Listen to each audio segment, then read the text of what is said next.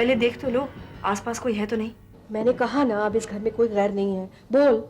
ये सब क्या हो रहा है? ये तुम्हारे बाप का घर है? बाप का नहीं, ताऊ का है। रास्ते भी अब हमारे पास सिर्फ 2 बचे हैं। या तो हम मल्होत्रा से मुंह मोड़ लें और हमेशा के लिए अपना रास्ता नाप लें, या फिर वापस लौटें और जड़ से उन्हें उखाड़ कर फेंक दें। उन्हें खाक किए बगैर तुम्हें चैन से नहीं रह पाऊंगा। बहुत बेइज्जती झी ली मैंने। मेधा तुमसे बहुत प्यार करती है। उसने अभी कुछ दिन पहले ही सुनील से तुम्हारा प्यार कबूल किया।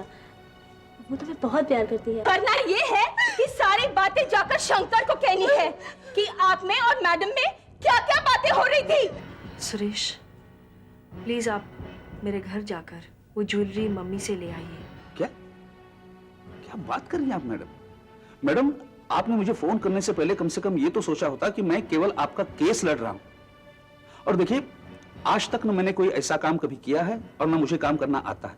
आज और अभी से मेरा एक आदमी 24 घंटे इस घर में मौजूद रहे ताकि यहां से किए गए फोन्स और आने वाले फोन्स का हिसाब किताब रख सके। जी नहीं, मेरे घर में कोई भी पुलिस वाला नहीं रहेगा। नहीं मैडम, फोन उठाओ।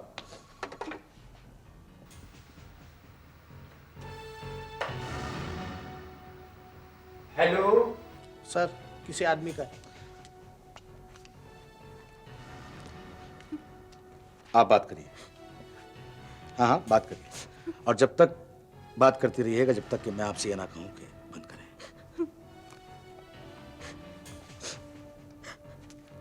हेलो हेलो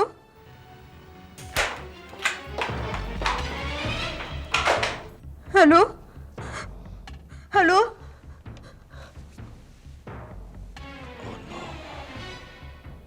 कट गया।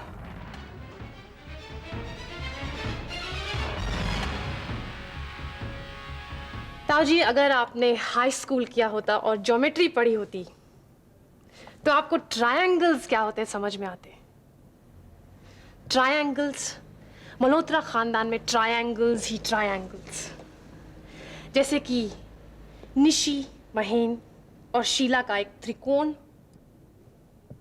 समझे? रंजना देवी, ऋषभ और करण।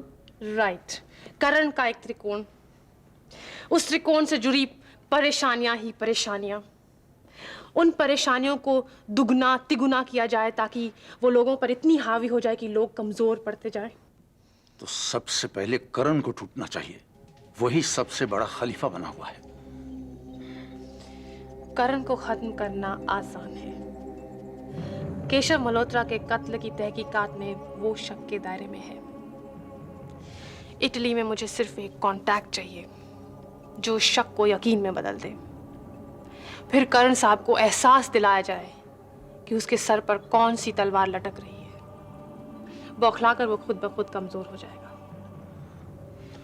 उसके साथ साथ रंजना देवी और ऋषभ को दुश्मन बने रहने देना चाहिए।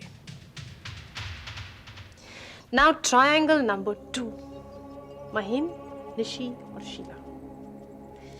सुना है निशी महेन को तलाक देने में बहुत बड़ा तमाशा खड़ा करने वाली। ठीक कह रही हो देविका।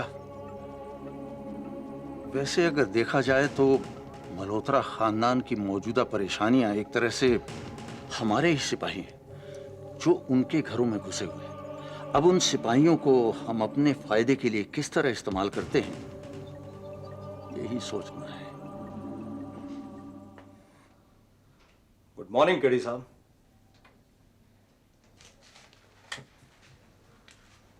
तुम्हें शर्म है कि नहीं चोपड़ा? क्यों, क्या हुआ? आजकल तुम मेरे रुपए उड़ाने में बिजी हो। ऐसी बात नहीं है केडी साहब। इस केडी साहब को तुम बेवकूफ समझते होगे जो लाखों रुपए तुम्हारे हवाले कर कर इस जेल का दरवाजा खुलने का इंतजार कर रहा है, और तुम हो कि एक बार आते हो और महीने भर के लिए गायब हो जाते हो। हाँ, मेरे पैसों पर ऐश कर रहे हो, सब लुटा भी दोगे, और मैं कहां बाहर आकर तुमसे हिसाब मांगने वाला हूं, है ना? आप मुझ पर गलत इल्जाम लगा रहे हैं। यहां खड़े होकर अपनी वकालत बंद करो। तुम मेरे वकील हो, मेरा केस देखो। सर मैं दिन रात वही तो कर रहा हूं। दिन रात आजकल तुम क्या कर रहे हो मैं सब देख रहा हूं चोपड़ा। आप मुझे गलत समझ रहे हैं। एक बात बताओ चोपड़ा, तुम मेरे बारे में कितना सोच रहे हो? अगर तुम दिन रात यही सोचते हो कि मैं यहां अकेला पड़ा सड़ता रहूं, तो यह भी सोचते हो कि मरने दो साले को, मुझे क्या फिक्र है?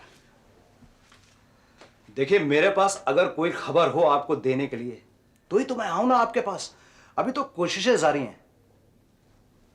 उस चौबे साहब का क्या हुआ, जिनके बारे में तुम पिछली बार इतनी माला जप रहे थे, जिनसे बड़ी मुश्किल से मिल भी पाए थे?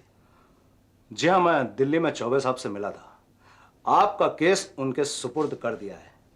चौबे मुझे बहुत ही तिकड़मबाज लगा। चोपड़ा, इतना तिकड़मबाज भी ना हो कि तुम्हें भी उल्लू बना दे। देखिए, जैसा वो वायदा करते हैं, जैसा कहते हैं, उसको मानने के अलावा कोई चारा भी तो नहीं है। चोपड़ा, तुम एक बैडमिंटन की शटल की तरह उछलते फिर रहे हो और मेरे पैसे बांटते फिर रहे हो। ये चौबे या दुबे या कोई तीसरा होगा। तुम यही करते रह जाओगे और मैं यहां पड़ा सड़ता रहूंगा। और किया भी क्या जा सकता है? और क्या करना है अब मैं बताता हूं। वो क्या? जो पैसा दिया है उसे भूल जाओ। कानून या इन लोगों पर मेरा विश्वास नहीं है, मैं बिल्कुल भरोसा नहीं कर सकता। अब अपने बचाव के लिए मैंने दूसरा रास्ता सोचा है। कौन सा रास्ता पीडी साहब? रास्ता खतरनाक है, पर तुम्हें करना पड़ेगा Chopra. You will have to do it.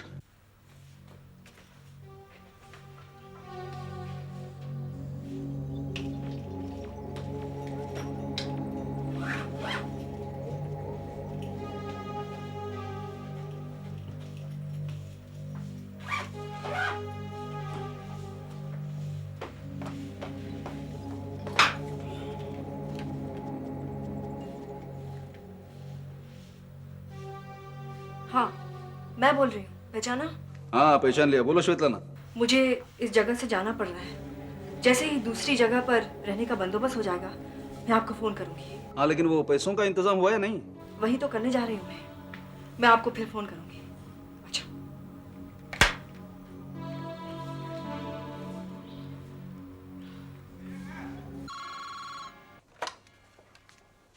Hello hello.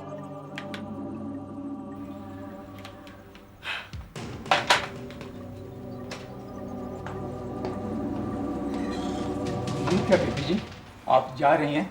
मैं तो आपके वास्ते चाय लेके आया था। सॉरी काका, मुझे जाना है। क्यों, हमसे कोई खता हो गई? नहीं काका, आप मेरी मजबूरी जानते तो हैं। शायद पुलिस को इस जगह का पता चल गया। आने दो पुलिस वालों को, आप छुप जाना, हम उनसे निपट लेंगे। केशव सच बोल रहे थे, आप वाकई वफादार हैं। अब आप कहाँ जाएंगे? ये मैं नहीं कह सकती। अच्छा, भगवान तुम्हारी रक्षा करे। थैंक यू काका।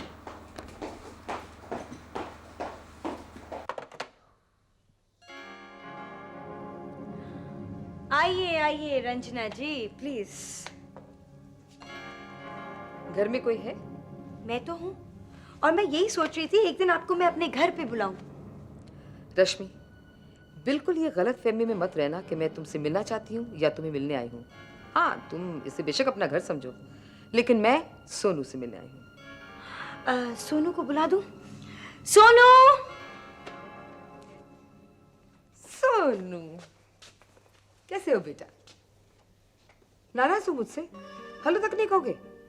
अरे बाप रे, इतना छोटा सा बच्चा और इतना सारा गुस्सा। हाँ, ये क्या है? तुम आंटी को मिलने नहीं आए, फोन तक नहीं किया। मैंने तुम्हारे लिए ढेर सारे तोहफे जमा करके रखे।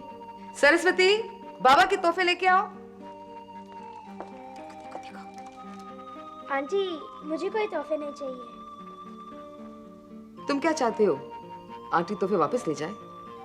तुम्हें अच्छा लगेगा अगर मैं रोऊं? मैं कहाँ आपको रुला रहा हूँ? अगर तुम ऐसी बातें करोगे ना तो मैं जरूर रोऊंगी।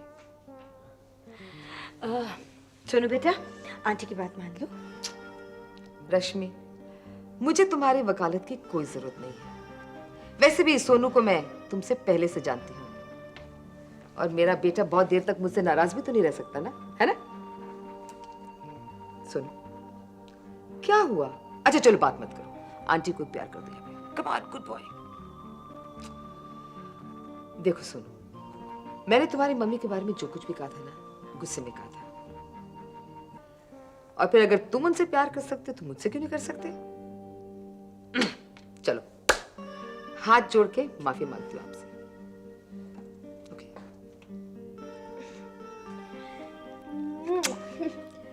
ये वाली माफी बिल्कुल नहीं चलेगी, आपको हमारे घर आके हमको माफ करना होगा। ओके?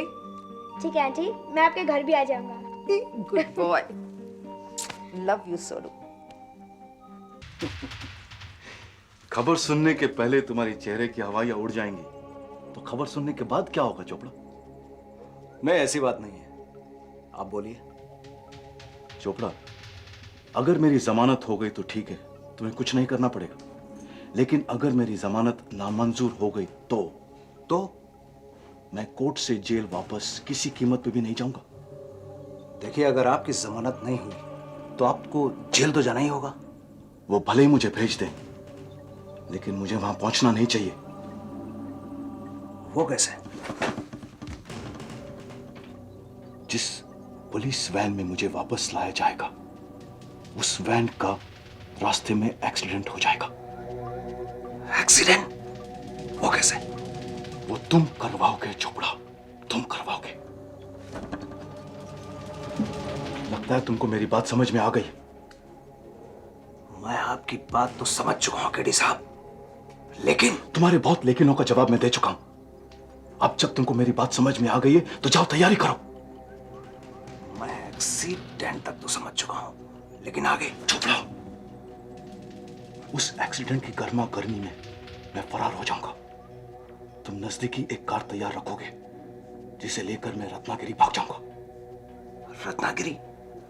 चोपड़ा, वहां मेरी कुछ ऐसी जान पहचान है जो मेरे मिडल ईस्ट जाने का इंतजाम करवा देंगे। अब यहां खड़े होकर सोचो मत, क्योंकि मैं तय कर चुका हूं। तुम्हारा ये कानूनी भेजा मेरा किसी काम का नहीं आया। अब मुझे अपने तरीके अपनाने दो। जाओ और इंतजाम करो। Good afternoon madam. ओहो बंसल साहब, मैं कब से आपका इंतजार कर रही हूँ। पता है, मैं अभी रेनू का नंबर लगा रही थी आपका नंबर लेने के लिए।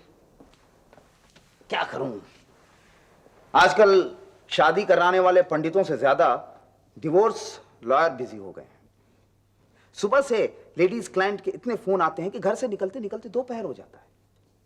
शायद यही मॉडर्न सोसाइटी की ट्रेजेडी है, डिवोर्स। ट्रेजेडी? क्या बात कर रही हैं निशी जी आप, ये तो मॉडर्न सोसाइटी की तरक्की है, मैं इसे मानता हूं। घर के पालतू जानवर और पत्नी में क्या फर्क होता है, इसका एहसास अब धीरे धीरे मर्दों को होने लगा है। आप जरा सोचिए कि अगर औरतों को तलाक की सुविधा न होती तो क्या होता। कोल्हू का बैल एक खूंटे से बांध दिया गया और जिंदगी भर वो वहीं बंधी रही। पता नहीं ये सही है कि गलत। निशी जी, आप तो मुझे डरा रही हैं। लगता है आपका फैसला अभी भी अधपका है। पता चला कि इधर केस की गहमा गहमी शुरू हुई और आपने अपना फैसला बदल डाला। आप बिल्कुल फिक्र ना करें बंसल साहब, मैंने तलाक लेने का फैसला पक्का कर लिया है। इस केस को इतना आसान मत समझिए। कई बार डिवोर्स केसेस कत्ल के केस से ज्यादा संजीदा हो जाता है। ये भी तो एक कत्ल के केस की तरह है, रिश्ते का कत्ल। आप फिक्र ना करें बंसल साहब, डिवोर्स लेने का फैसला तो मैंने कर लिया है और मैं लेकर ही रहूंगी। लेकिन आप तो जानते ही हैं ना, जब बगीचे से पौधा भी उखाड़ा जाता है तो जमीन में जख्म बहुत देर तक दिखाई देता है, और फिर मातम में आंसुओं का दस्तूर तो है ही। महीन को तो मैंने अपनी जिंदगी से निकाल कर बाहर फेंक दिया है। ये रिश्ता तो पता नहीं कब से मर चुका है। दाह संस्कार करना बाकी है, जो आप करेंगे। आप जैसा कहेंगे मैं वैसा ही करूंगी। तो सबसे पहले आप पीछे मुड़कर रिश्तों को देखना बंद कर दीजिए। आप आगे आने वाली जिंदगी के बारे में सोचिए, क्योंकि आज मिस्टर महेन की जो कीमत है उसका 50% का हक आपका है। 50%? ये तो बहुत ज्यादा है बंसल साहब। और हाँ, डिवोर्स के बाद आपकी बेटियां कहाँ रहना पसंद करेंगी? मैंने उनसे पूछा तो नहीं, मेरे ख्याल से मेरे साथ ही रहेंगी। देखिए निशी जी, मेरे सवाल का जवाब कभी भी आप अपनी कल्पना से मत दीजिए। आप मुझे सच्चाई के जितना करीब रखेंगी उतना ही अच्छा है। खैर, अगली मुलाकात में मैं आपकी बेटियों का रवैया पता कर लूंगा। एक बात और है बंसल साहब, आपने अपनी फीस नहीं बताई। आप कमीशन पे काम करेंगे या फीस लेंगे, बताइए तो जरा। निशी जी, मैं आपको एलुमनी की इतनी रकम दिलवाऊंगा कि मेरा परसेंटेज सागर में बूंद के बराबर होगा। आप निश्चिंत रहें, फीस भी तय कर लिया जाएगा, लेकिन मेरे आने जाने का खर्च आपको अलग से उठाना पड़ेगा। यानी कन्वेंस वो कितना होगा? मामूली है, 5,000 रुपए हर ट्रिप।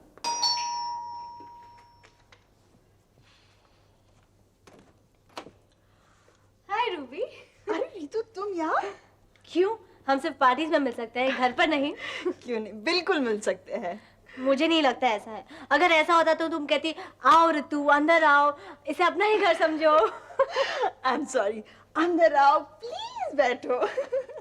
अब मुझे और शर्मिंदा मत करो। मुझे तुम्हारे घर की तरफ कदम इसलिए उठाना पड़ा क्योंकि अब तो तुमने पार्टीज में आना भी छोड़ दिया है। नहीं, ऐसी कोई बात नहीं है। बिल्कुल ऐसी ही बात है। तुम वॉल्टर की फेयरवेल पार्टी में भी नहीं आई। मैंने सोचा कि तुम मेरी हम उम्र हो तो तुमसे दोस्ती बढ़ा लूंगी। मैं इंतजार करती रही, लेकिन रूबी मैडम आई ही नहीं। अगर मुझे पता होता कि मेरा इंतजार किया जा रहा है तो मैं जरूर आती, और तुम फोन भी तो कर सकती थी। एक्चुअली मैंने सोचा कि तुम्हें फोन कर लूं, फिर सोचा कि तुम पार्टी छोड़कर घर पे थोड़ी ना बैठोगी, अपने बॉयफ्रेंड के साथ बाहर गई होगी। नहीं रीतू, मैं घर पे ही थी। यू मीन टू से तुमने अपने बॉयफ्रेंड को घर पर ही बुला लिया? नहीं, मैं घर पे थी और बिल्कुल अकेली। हाँ, आई डोंट बिलीव यू। मैं इस बात पर तब तक यकीन नहीं कर सकती जब तक मुझे ये यकीन ना आ जाए कि तुम्हारा कोई बॉयफ्रेंड नहीं और तुम किसी से प्यार भी नहीं करती। मैं किसी से प्यार करती हूँ। रियली? बताओ ना कौन है। देखो, हम एक काम करेंगे, उसे भी हमारी पार्टीज में इनवाइट कर लेंगे, फिर तुम बचकर कहाँ जाओगी, उसके पीछे पीछे तुम भी चली आओगी। बताओ ना रूबी, कौन है? तुम जानती हो उसे। मैं जानती हूँ उसे? वाह, दैट्स ग्रेट। कौन है? एकनाथ। क्या? Eknath? You mean Malhotra industries के वर्कर्स का यूनियन लीडर? हाँ, लेकिन तुम उसका नाम सुनकर इतने चौंक क्यों गए? कुछ नहीं। मुझे लगता है तुम्हें एकनाथ का नाम सुनकर अच्छा नहीं लगा। तुम लोग मल्होत्रा इंडस्ट्रीज के मालिक हो और वो एक यूनियन लीडर। शायद तुम्हारे आपस में कुछ झगड़े होंगे, लेकिन इससे मेरा कुछ लेना देना नहीं है। नहीं, ऐसी कोई बात नहीं रूबी। ऑफिस या बिजनेस की बातें हमारी दोस्ती में थोड़ी ना आएंगी। तो फिर तुम एकनाथ का नाम सुनकर इतनी चौंक क्यों गई? मैं इसलिए चौंक गई क्योंकि एकनाथ तो था उस दिन पार्टी में। हाँ, मैं जानती हूँ। क्या तुम सब कुछ जानती हो? आई मीन कि वो किसके साथ था और किसके साथ था वो? रूबी, क्या एकनाथ भी तुमसे प्यार करता है? Of course. Are you sure, Ruby? Come on, Ritu, of course. No. Anyway, तुम कह रही थी कुछ, किसके साथ था एकनाथ? मेधा के साथ। आई एम सॉरी ऑफिसर, लेकिन आपको नहीं लगता कि आप इस केस में लापरवाही बरत रहे हैं? वरना एक फरार औरत का पता लगाना इतना मुश्किल तो नहीं होना चाहिए। देखिए करण साहब, ना तो बात लापरवाही की है और ना ही औरत और मर्द की। किसी भी मुजरिम को पकड़ने के लिए सुरागों की जरूरत होती है। जब तक कड़ियां मिलेंगी नहीं, हम मुजरिम तक कैसे पहुंचेंगे? आप ये कहना चाह रहे हैं कि स्वेतलाना इतनी शातिर है कि कोई सुराग नहीं छोड़ती? वो चौकन्नी तो है ही, साथ साथ बहुत समझदार भी। आखिरी बार जब उसने फोन किया था तो उसने अंदाजा लगा लिया है कि उसके घर पे पुलिस पहुंच चुकी है। यानी आपको आगे बढ़ने के लिए कोई दिशा समझ नहीं आ रही है? एक उम्मीद है। क्या? हेलो। जी हाँ, आपका फोन। हाँ, थैंक यू। हेलो। हाँ, कुछ पता चला? कहाँ से? महाबलेश्वर से? किसी घर से था या किसी होटल से? अच्छा, तुम एक काम करो, फौरन पुलिस फोर्स वहां भेज दो। हाँ, ओके।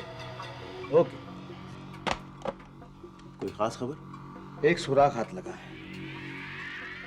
सिल्वर स्ट्रीट में पिछला फोन महाबलेश्वर के किसी घर से आया था। यानी स्वेतलाना महाबलेश्वर में है? मेरे ख्याल से अब वो वहां से भी निकल चुकी होगी। सिल्वर स्ट्रीट में पुलिस की मौजूदगी ने उसे चौकन्ना कर दिया। एक और सुराग हाथ से गया। महाबलेश्वर के घर से शायद पता लग सकता है, लेकिन वो घर है किसका? ऑफिसर, केशव मल्होत्रा का महाबलेश्वर में घर है और वो अक्सर जाया करते थे वहां पे। महाबलेश्वर में था? I don't know.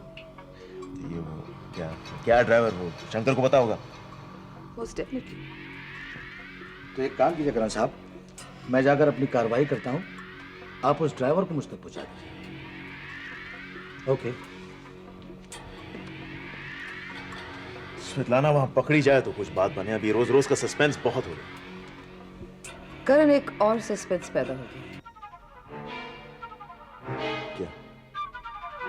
ऋषभ कहाँ गया? शान की खातिर जान की बाजी, मान की खातिर ईमान की बाजी,